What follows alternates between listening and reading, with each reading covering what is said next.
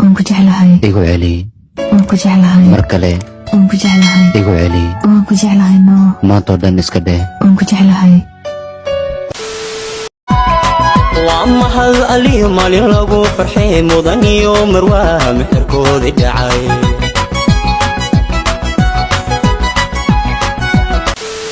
saacadaha ugu dambeeyay baraha bulshada ee Soomaalida ee qabsatay Shushu Cabdalla oo la sheegay Dani iyo ayada in ay is arooseen dadka badanaa social media-na aad ay arinta u falaaqeynayaan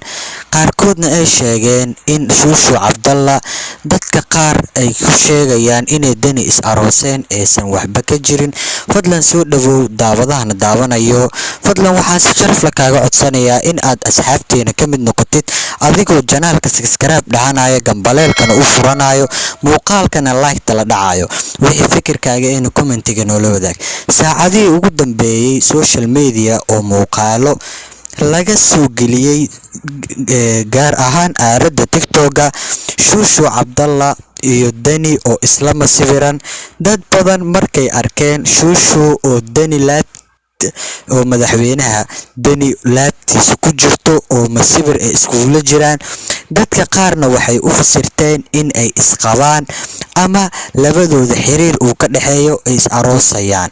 laakiin dad badan oo social media isticmaala iyo baraha bulshada oo muuqaaladooda aad u wareejinayay ayaa baraha bulshada saacadii ugu dambeeyay aad u gilgilay maadaama la arkay Shushu Cabdalla muuqaala ayada ay TikTok-geeda soo gelisay kaliya ay gobolada dalxiis ku tagtay iyo booqasho laakiin dad badan markay arkeen ayadiya Dani oo isla masiiran oo qoslayo ayaa dadka qaar isla markii u fasirtay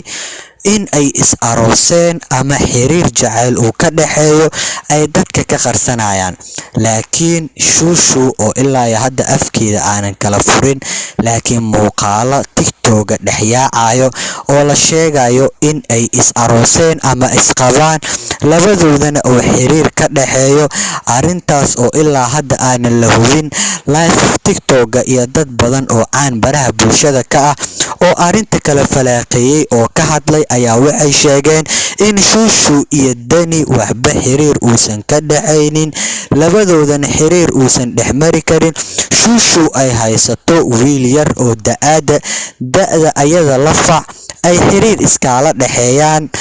ini Danina oo qof aabaheedo kale uu yahay ay Shushu u haysato oo da'adana ka weyn yahay ay ayada iyo labadooda xiriirna ka dhaxaynin dadka u fasirtayna waxaas in wax qaldan yihiin ayaa dad TikTok live ay ka dhex sheegeen oo Shushu asxaabteeda kamid ah oo taageeraheeda ah ayaa waxay dhaheen Shushu waa gabar wanaagsan yaaba sharafteeda waxba loo dhibin muuqaalo ayaan kula wadaagi doonaa soo dhawow daawade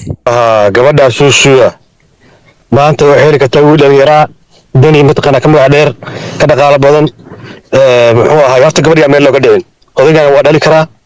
muxuu ahaa gayaan ma fariisan karo marka